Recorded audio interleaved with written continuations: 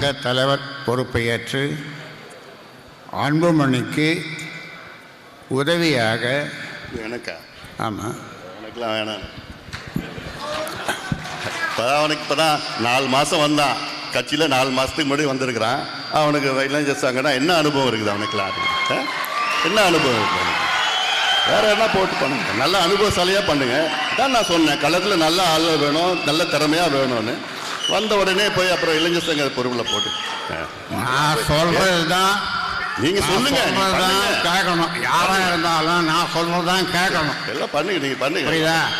நான் சொல்கிறத கேட்கலன்னா யாரும் இந்த கட்சியில் இருக்க முடியாது. இது நான் உண்டாக்கின கட்சி. நான் சொல்றத கேட்கலன்னா யாரும் இந்த கட்சியில் இருக்க முடியாது. என்ன சரின்னா சரி, போ.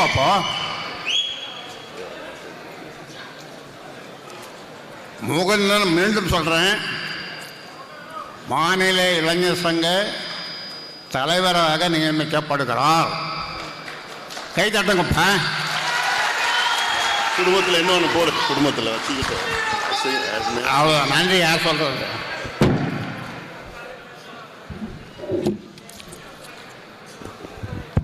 நிறைவாக நன்றி சொல்ல வருகிறார்.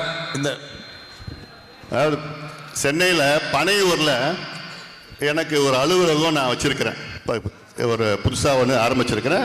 அங்கே வந்து எல்லாம் என்னை பார்க்கலாம். பனையூரில், சென்னை பனையூரில் அலுவலகம் ஒன்று திறந்துருக்குது. 3வது தெருவில் வச்சுருக்குது. அலுவலகம் இன்னொரு அலுவலகம் திறந்துங்க, நடத்துங்க தானே சொல்கிறேன். நடத்துங்க.